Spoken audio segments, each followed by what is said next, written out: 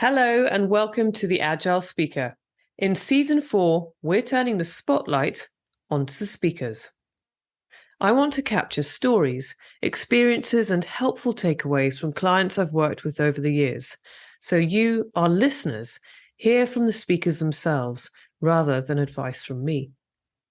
They come from a range of different sector, different sizes of business, different experience and background, but what connects them all is they've all taken to the stage, presented in the boardroom, pitched to investors, or have had to influence audiences in some way. As you'll hear, I had such a great time catching up with all of them. I hope you enjoy listening to our conversations and find their advice and top tips helpful. Today, I'm delighted to have Ewan Anderson, Associate Marketing Director at Eden Scott, with me. Eden Scott is one of Scotland's top independent recruiters, covering 15 different sectors. Ewan, thanks for coming along. Lovely to see you. How are you? Thanks for inviting me along. I'm very well, thank you. Looking forward to having a good chat about this. Excellent. Okay, so Ewan, I think we first met several years ago now. We were often at the same events around the entrepreneurial ecosystem in Scotland, supporting early stage companies. So events like EIE and Converge. Although your full-time role is with Eden Scott, you wear many hats in your career, don't you? So could you give us a quick snapshot of those different roles you have with different organizations, please? Yes, absolutely. Yeah, I think you're right, actually. I think it wasn't long after I'd started with Eden Scott. I think we were at a Converge event in Glasgow, and I remember meeting up with you there, and then subsequent events ever since. We seem to turn up at the same startup event. So yeah, I'm the Associate Marketing Director for Eden Scott, as you mentioned. So we cover a range of different sectors, but we also in 2015 set an additional product called Talent Spark that helps early stage businesses to find the right talent. Certainly the directors here were quite keen to try and help companies because they saw that a number of companies were getting investment and didn't have the opportunity to try and find the best talent. So that was kind of where Talent Spark grew from, and that's certainly a key part of my business. Part of what I do here is building that brand and going out and meeting new people within that sector. But in addition to that, in addition to Eden Scott, I also sit on the board of Snowsport Scotland. I'm a non-exec director from marketing for the Snowsport Scotland, and I also sit on the CIM regional board for Scotland. CIM is the Chartered Institute of Marketing, so I'm their vice chair for communications. Brilliant. Really interesting. So many different roles and you'll be interacting in so many different environments with different groups of people, different audiences. And I remember one day when we met at one of those events, you said that you felt you needed some one-to-one coaching to support those various different environments and presentations you're involved in. So we set up a bespoke program of one-to-one sessions in Edinburgh.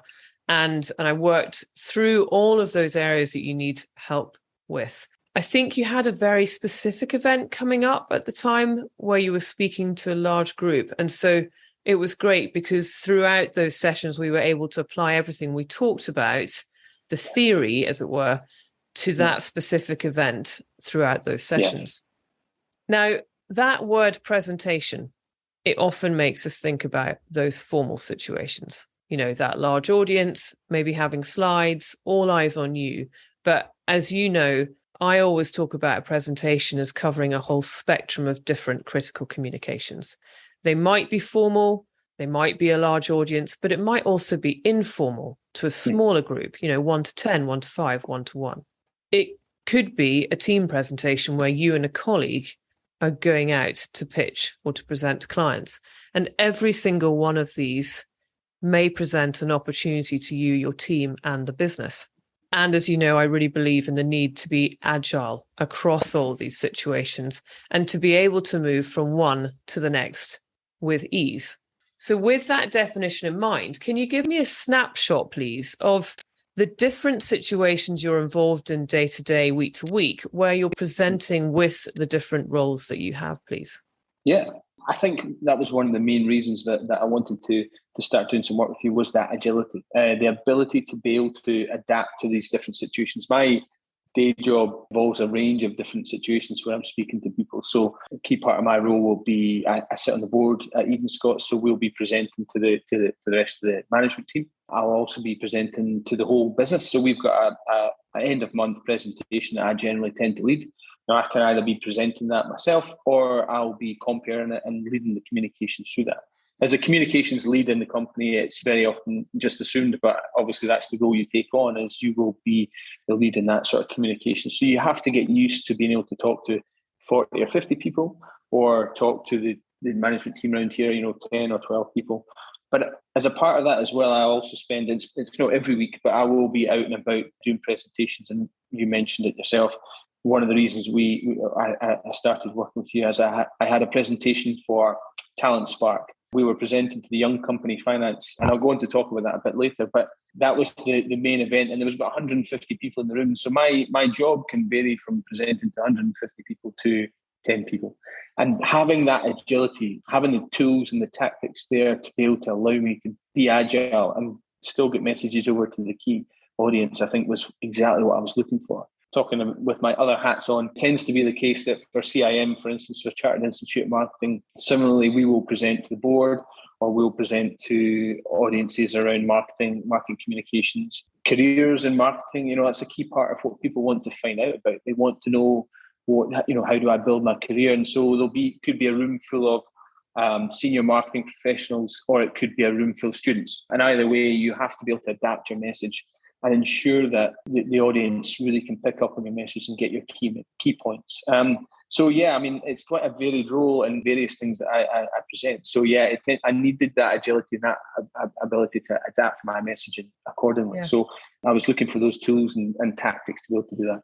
And presumably across all those different events or audiences, it's that, the agility comes also to thinking about, you're not always going to use slides for every single one. There will be some that suit having slides, and there'll be others where it's literally you're talking face to face with somebody in that more informal environment.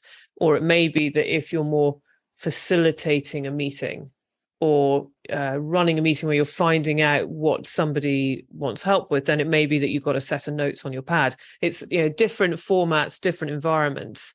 So across the tools, it's so important to be able to decide, depending on the audience, what is the best route for me to prepare for this. Yeah, I think the preparation is key. That's one of the things here, and we'll go on, probably talk about this later on, but the preparation is so important depending on what outcome you want from that meeting. So if it is a meeting, like you mentioned, a board meeting, it might seem a little over the top to sit and prepare your key messages that you want to get across when you're in your board meeting.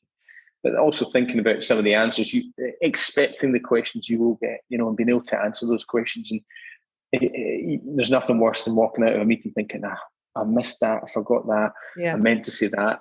I don't think they really took on board what I was trying to say with this.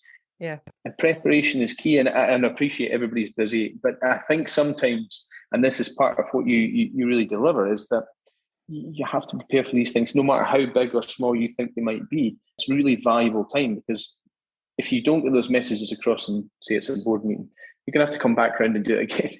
Anyway, you might as well try and prepare, take a bit of time before and be prepared and deliver the messages the first time. With all of those different environments, different audiences, how would you describe your experience of those situations? And this may be, thinking back over the years of your career and thinking about how you used to feel about it, or it may be more present and how you feel every time about it. But I think it'd be really interesting to hear what your experience is. Yeah, I think, I found your course just really, really valuable, because I've always been quite a reasonably confident speaker. I don't have a problem standing up, but I always used to get very nervous, and I had huge or high expectations of myself without doing any training. It's one of those, you turn up to play sport and you think, well, I must be the best even though you haven't trained. It's that, and that's almost the position I put myself in. So, often highly unrealistic expectations. If I didn't deliver my board presentation in an Obama style presentation, it wasn't good enough, So high expectations. But you soon realise if you don't have the right tools and tactics to do that, then it's not going to happen, and you'll constantly be not meeting your expectations. So, I've spent a life in sport, a lifetime in sporting arena, and I've found a way to channel that nervous energy in sport through coaching and through the right advice, and obviously lots of practice and training. But using that nervous energy has never been a major concern in sport. So that's what I was trying to use in these situations. Again, everybody will get nervous when they're presenting. But if you can find a way to channel that and use that, it will be to your advantage. So, in these, my experience of these situations has absolutely changed since meeting with yourself and going through the training course. Yeah, the most important tip I found was that you have to flip it on its head and not see it as I have to give this presentation. It's I'm going there and people are here to listen to what I have to say. And I think that change in mindset really helped me to understand what the tools and tips you were giving us and how they fitted in. So I think very often I would turn up and say, yeah, I'll do the presentation, but it was a tick box, and I would stand up with a script or however it might be and get through it. But getting through it isn't what you're there to do. You're there. The audience is there to hear from you. Yeah. So if you take it from that point of view, then actually it puts you in a more calm position to think, well, actually, people do want to hear what I've got to say. Now, they might not always show that in the audience because people are listening, and they're listening to hear what you have to say. And in a conversation when you and I talk, or anybody, one-to-one, we'll get physical signs back that people, are listening and they're agreeing or they're disagreeing, whatever it might be. The nods, the signals, the feedback. Yeah. Exactly. The non-verbal feedback is so important to people when they present, and that they don't always get. But I think if you have the mindset that you're there to present, then things like using pauses, using silence really start to resonate, because what you're trying to do is get the messages over and ensure that the people walk away from your presentation or your board presentation or your meeting or whatever it is with those key messages. Yeah. And you and I, and we'll all do this when you speak to someone one-to-one, you'll give somebody a second to take on board what you're saying. But in a presentation where you think you're just there to tick a box, you'll just read or deliver or say what you have to say with no thought about the audience and how they consume it. So that first thing there, it really helped me, and that changed my mindset in terms of these presentations. I think it also, when you think of it from that perspective, I mean, everything I talk about, it's all about seeing things from the listener's point of view. Yeah. And that's a really helpful thing when it comes to preparation and delivery. But I actually think it kind of relieves the pressure off you in a way. If you can focus your energy on them and think about what can I do to help them have a good experience here? Because also, they have chosen to invest their time. If they bought a ticket to an event, they've invested their money in being there. It does really refocus your brain. As you say, it changes that mindset, focuses on them, and it just relieves pressure off you. That's absolutely spot on. I mean, I think using the silence and the ability to just calm yourself down by accepting that a little bit of silence isn't a problem. It allowed me to really calm my heart rate down. It really allowed me to control the pace of my communication. I think accepting that silence is actually part of your presentation. You're not fitting it in just to do it.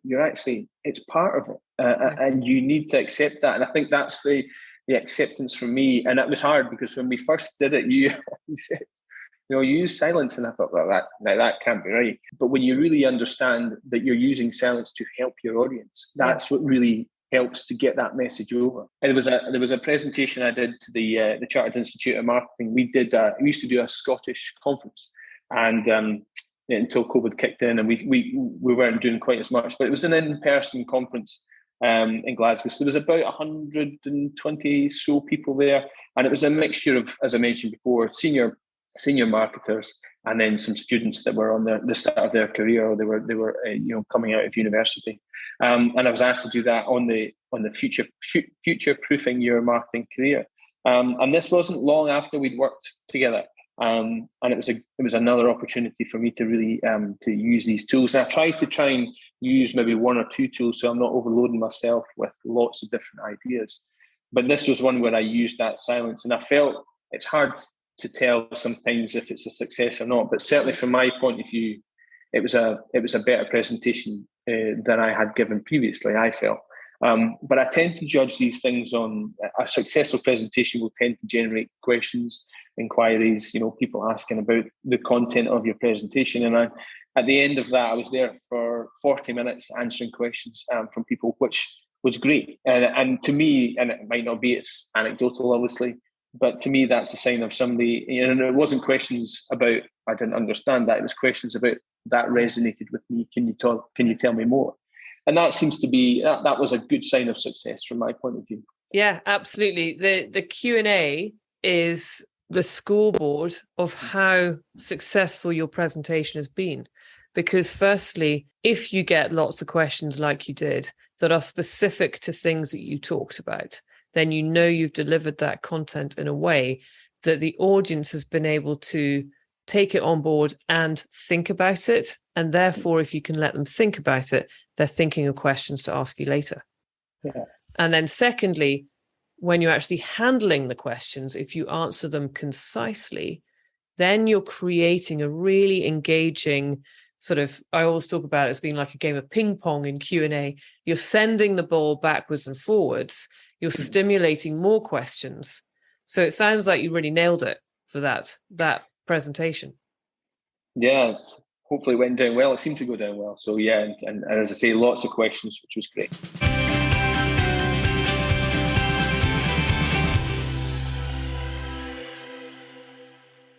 What other experiences?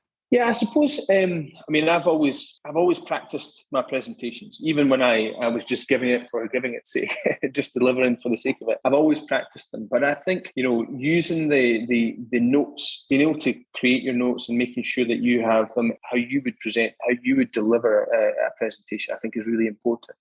One of the things that I've always done is practice before presentations and made sure, even when it was a presentation, I was just ticking a box. I would still prepare, and I was often in a position where I could probably read it verbatim, or I needed my notes, but it was somewhere in the middle, and it was accepted. I wanted, when I came to speak to you, I wanted to get myself into a position where, under pressure, if somebody handed you a presentation, you needed to do. Situations come up all the time. Could you confidently stand up in front of people and deliver somebody else? And I know it's not a situation that comes up a lot for people, but this was something that I had seen. I'd seen powerful orators, good politicians, good people being able to take something and deliver it on the day. And while we always talk about preparation, and preparation in my mind is key, there are situations where you sometimes have to deliver. So. And this happened to me. I was at a burn supper, or I was going to a burn supper, and the person who was delivering the immortal memory couldn't make it at the last minute, and it was handed to me. And burns is one of those things that's hard enough doing something around burns without delivering somebody else's immortal memory. And to be absolutely honest, I absolutely bombed. And so the other person had written it. Is that right? The other person had written it, and you were given the script to deliver. That's right. Yeah, that's right. And they had, so it's quite a personal thing in immortal memory, but it's also, it's quite an important part of a burn supper. So there was nobody to do it. It was handed to me, and it wasn't written the way I would speak, I suppose, and it wasn't something I had seen very well before. So I was not in a good position to be able to manage that and to be able to deliver that. So one of the things you and I both worked on was the reading technique, is being able to the down and up technique of going a couple of sentences ahead, or giving yourself a chance to look further ahead, deliver something, and then look up to the audience. Really manage the audience through something you've probably never seen, or maybe just had an hour or so. And I think that's quite an important skill, and that's part of the agility that I was looking for as well. Is sometimes you do have a full script, but you maybe haven't seen it, or you've maybe had an hour to do it. I've worked in numerous jobs where people have had to do that, and I wanted that skill. So that was something I found really valuable, was the ability to pick up a script. We did it the first session. You handed me a script I'd never seen, and I had to go through it. And the reading part of it was, I suppose you could read, but it was the ability to analyse the text in a reasonably fast fashion and be able to get the punctuation, be able to get the breaks in the communication right, and I think the way you taught that and the way you gave the skills you gave me there were really valuable. And I would be comfortable now, always nervous, but comfortable to be handed a script and say, you've got 20 minutes, Ewan, there's, we need to get you this because there's nobody else to do it. And you're doing it. Yeah, and actually there's the skills that we did in that session of how you interpret the script, how you quickly scan it and pick up the words and the glances and the pauses, etc. But there's actually also I don't know if you remember the format that script was written out in. There are some really quick, easy things. If this situation ever happened to me, I would be saying to the person that's asking me, if it's 2 or 3 hours in advance, I'd be saying, okay, I can do that. Send me the script in font size 16, double line spaced. Every page has got to end in a full stop and they've all got to be page numbered. Yeah. Really simple, but my goodness, what an impact that can make for the person that's then having to deliver it. Because purely from a visual perspective for the speaker, that formatting makes a massive difference, rather than getting something that's in tight paragraphs at size 11 font and no spacing at all. That is huge, and something that I found really valuable is being able to. I had seen speechwriters do this before, and I'd never really. Well, I obviously wasn't paying attention, but it hadn't cottoned on that there was a reason for this, and I do this now religiously. I tend to make it size 20. Actually, I'll make it slightly bigger, but I'll also break it into little almost speech bubbles so that you know where the breaks are, and it fits into the rhythm of how you speak. And you'll get to know that if you write your own presentations and speeches, is you'll know how you speak, you'll know the pace you take, and you'll know, again, going back to using words, don't overcomplicate things, use words that you would use in your daily vernacular so that you don't trip yourself up. Yeah. But the other thing I found that you really pushed for here was preparation, and not obviously preparing out your presentation, but preparing in terms of looking at the room, understanding where you need to be, where you're going to be presenting, how you'll be presenting. I found that really valuable because, again, I found myself in situations not knowing, going to have a lectern, will there be a mic, am I standing, am I sitting? Yeah. Am I walking up a stage? Am I not? Am I, what is the lay of the room? And I had a really interesting situation the other day. I was asked to give a presentation to my dad's Rotary Club.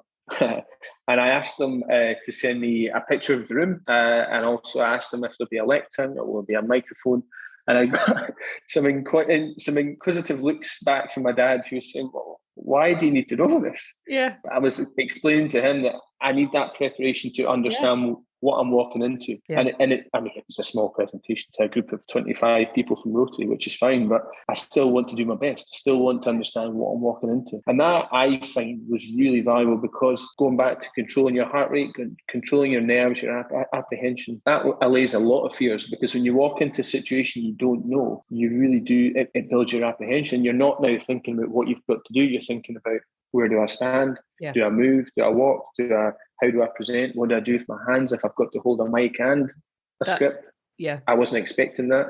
Yeah. So these are really important. All these, what seem like really tiny, tiny, tiny details, they are the things when we're trying to reduce the pressure that you're feeling before you deliver something. Those are the things, as you say, suddenly someone says, oh, and you've got to hold this mic. And by the way, you've got to hold it directly under your chin and don't wave your hands. And you're thinking, oh no, that's not how I practiced.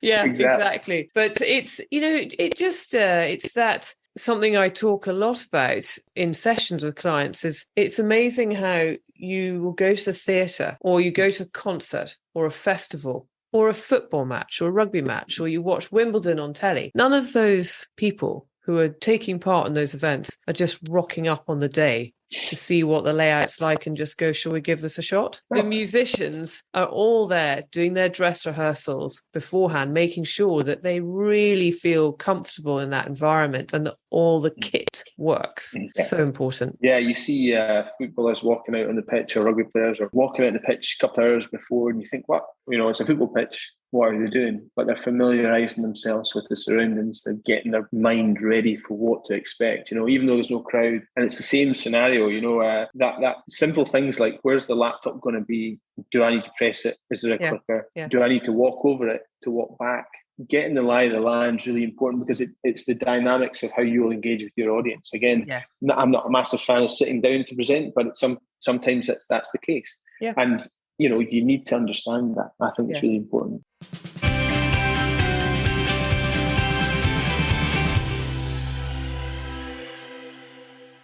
What would you say is the most stressful or nerve-wracking experience that you've had? And how did you handle that? Presentation, and one of the reasons that we started to work together, I was looking for your help, was the young company finance presentation. That was a situation where we are a sponsor and we were asked to do a presentation, and the theme we had chosen was around recruitment within fintech. Not necessarily an area that I'd read up on it, but I'm not by no means an expert. But it was my job to create this situation and then deliver the presentation, along with 2 or 3 experts from the sector. So the room was about, as I say, it was about 150 people who were a room of pretty senior investors, senior business people from around the Scottish business scene. They were there. It's a young company finance is part of the Angel Syndicate. They're the trade body for Angel Syndicates, essentially. So they had come together and we sponsor this. So I was to deliver this presentation. So I was incredibly nervous because, first of all, when you don't know your topic area inside out, it can be a real challenge. But secondly, I was then doing it with real experts in the sector, having to introduce them and engage with them in a situation where they have huge knowledge and I probably don't. Well, I know I don't. So I found that was quite nervous, and that I used the techniques that we talked about a lot. So it was a different scenario again. It was at the Sheraton on a stage. We had to walk up. I had to deliver the first kind of 10, 15 minutes of it. It was about a half-hour presentation. So there was then presentations from senior leaders from fintech, business leaders from the fintech company. And as part of that, my job was also to engage with them once they had done their presentation, a Q&A, if you like. Okay. But I had to spend time just making sure I'd go through what they were saying and get some questions for that to make that part engaging and really worthwhile for the audience. So there's quite a lot of facets to that really made me quite nervous. And one of the things I did was a lot of preparation, really prepared. Again, that scenario where you get the email back saying, why do you need to know the layout of the room? What are you asking me this for? But that was really important to me. I wanted to cover all my bases so that there was very few elements of this that could really make me nervous. So a lot of preparation beforehand to really gen up on the topic. And then one of the things I found really useful that you had pointed out is that as speakers, we tend to speak at around 130 words per minute. That's without rushing and, general parlance. So I found that really useful because when you're preparing your presentation, and this time I did have to script it because, again, I didn't want there to be an area where I was speaking out of turn, and I could quite often freelance and freewheel. And I didn't want there being a Trump-esque moment where I go off script. So I thought, I'll script this.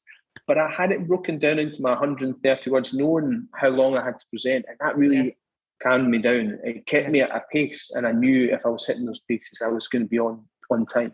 And that really helped me. It managed my nerves. The other things we've talked about around, using silence and making sure that I was engaging with the audience and using those tools, that really helped me, and it calmed my nerves down because it was quite a nerve-wracking situation to be in front of that audience that was such a knowledgeable audience in an area where I perhaps didn't have that level of knowledge.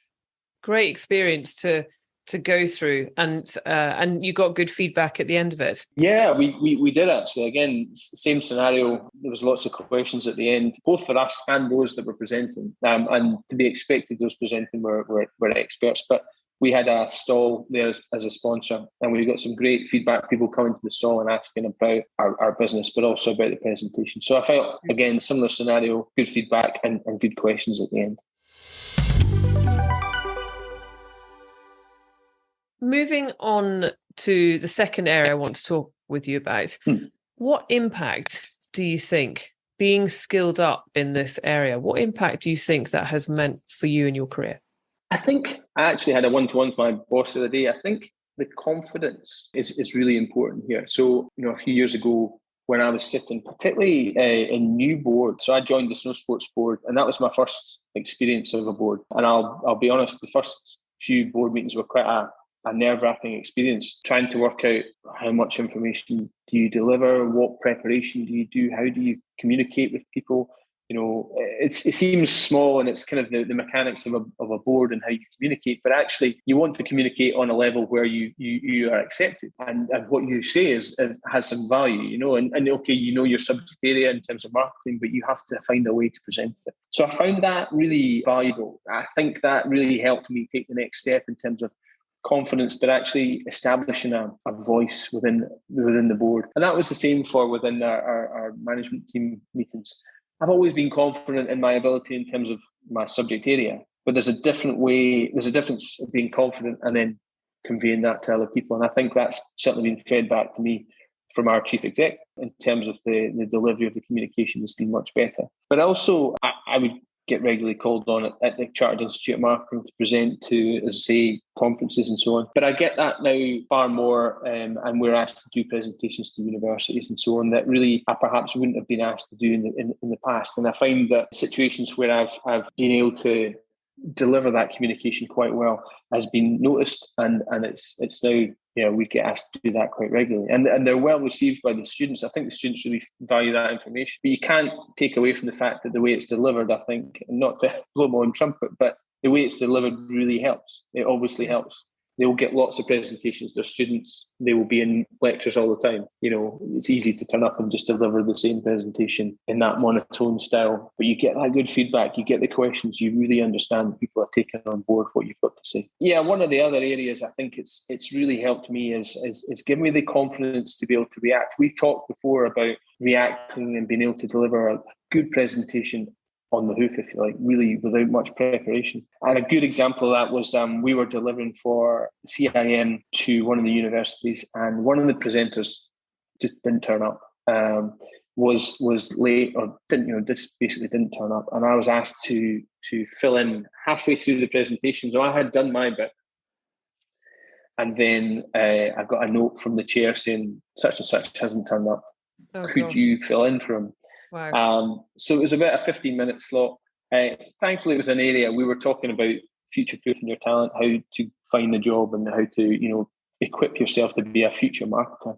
So it was an area I was familiar with.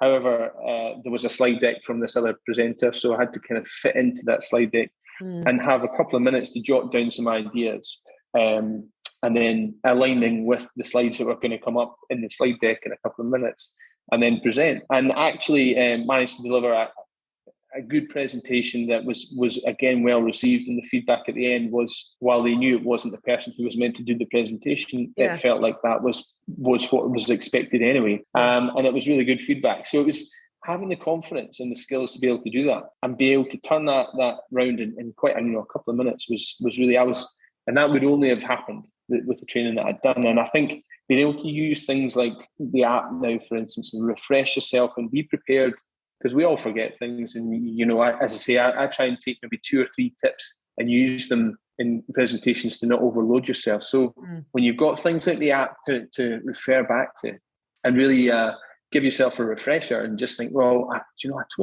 forgot about that. The preparation for question and answer, for instance, or setting up your presentation to set up the question and answer. These things are really, really valuable that you don't always think about, in between presentations. So I find the app really beneficial, and I'll jump back on there knowing that I've got a presentation coming up. Yeah, so the app being the course, our online course, the Agile Speaker, is sitting within an app now, which is very exciting. And I'm really excited about what that can do for clients, that you could be in that situation you just talked about. And part of you could potentially go into blind panic, and the other half could go, it's okay, quick, pull up the phone, tap on the app, go into the video about preparing, creating, engaging content, and then just go, right, audience analysis, 3 key messages, and really focus quickly and simplify what it is you're trying to achieve. So I'm excited about what that can do for clients, because it is just that having your presentation coach in your pocket and be able to just go, right, what does Maryanne say about that particular thing? And they're in short snippets of video clips. That's really valuable. That sometimes you don't have time to read through a whole script. You can go on there, get the refresher in terms of the video, and it resonates because you've done the course or you've gone through it already. Right, that's great. I remember that now. And those key points, that's exactly what I did. There was 3 key points, a couple of additional sub points beyond that. And then you can deliver, okay, it's a topic area, but you still want to get some key points, because bearing in mind, your audience want to walk away with something. Yeah. So you do need to structure it into a certain degree. And that's, again, where it helped me.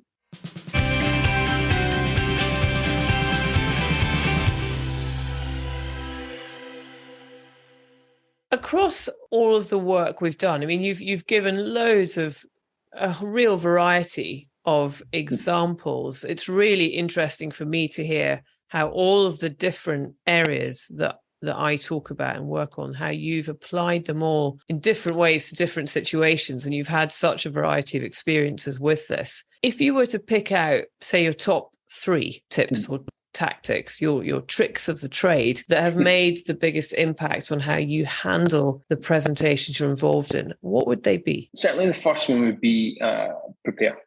Preparation is so important. I've talked about a range of situations where, okay, you don't always have the chance to prepare, but if you do, you absolutely should prepare. Get your notes, get as much information, get it into a format you really like, whether it is a full script, whether it is shorter notes, however it is, get yourself into that preparation phase and make sure that you understand what you're walking into, and make sure that you're well prepared in terms of your delivery. So the next tip, would be is to practice. It might seem strange and people can do it however they want. If you're presenting or practicing in the mirror, or you're presenting, I find it really beneficial to present to someone, my wife or my son. My son's not as inclined to listen, but I'll present to my wife, someone who maybe doesn't know the topic area. It's really valuable to you. But even if you don't have that, deliver your presentation, say it out loud. Don't try and present it to yourself in your head, because inevitably when you do it out loud, it sounds different and you think, stop, that doesn't sound right. So I find it really valuable to actually verbalize your presentation before you've done it, because it really helps when you get on there. And it helps from memory, as well. So stand in front of the mirror, wherever you want to do it, that really is beneficial. And I guess the third one is really get to know your area. I like to try and manage my nerves and my apprehension before these things. So really understanding that area of what you're walking into, I think is so vital. As we mentioned, is it a clip-on mic? Is it a handheld mic? Presentation notes, do I not have them? I was asked to give a presentation as part of an interview and was told there will be no slides, there will be no aids. You will stand in front of 3 people and that will be it. And I found it quite refreshing, because there's no complication. You were standing in front of people and you're doing it, and that's it. And there have been situations where I've had to do that again, and it's quite refreshing. But more often than not, we'll have presentation decks and whatever else. There's quite a lot of these things that can go wrong. And the minute they do go wrong, you really feel it. Yeah. So get to know your area, get to know where you're going to be going, and relieve that pressure. I think those 3, prepare, practice, and understand what you're walking into, is really important. Yeah, and we've got, I think I'm sure you'll have seen them, we've got checklists that we share with clients for both online events and live events, so that it's something that you can actually potentially send to the event organizer and say, please, can you send me the answers to all of these questions, so that you know exactly what the setup is. And in a way, it may be that actually you're able to control the setup and say, I need this kind of microphone, or I need a table next to where I'll be standing so that I can put my laptop on it, whatever it is. But sometimes take it into your own control, so that you can then rehearse back at home or in the office in the setup that you're expecting. Exactly. I had that situation with the Rotary Club. They had to get their dusty old lectern out. It was one that they used years ago, and found this thing in the cupboard, dusty old thing, but they got it out. And because I said, look, I'm going to need something to put this on. I need somewhere. And they found it and they pulled out. So you're right, you can control that situation as much as possible. Anyway, where you can control it, again, relieves the tension and the pressure. Brilliant. Thank you very much, Ewan. It's been super to speak to you. And thank you so much for sharing all those great stories and examples. As I said earlier, so many hats that you wear in your career, and therefore so many great experiences, areas that you've learned from, and you've been able to put all of this into practice in so many ways. And it's been really awesome watching how you've been able to do that, and all the, that confidence really building in you as you approach situations. Super. Okay, thanks for joining me. Really appreciate your time. If anyone listening would like to find out more about Eden Scott, go to www.edenscott.com for more information. And finally, if you want to learn how to be a presenter and be agile across all of your critical communications, please go to www.maryannejohnston.co.uk for information on our courses or to get in touch.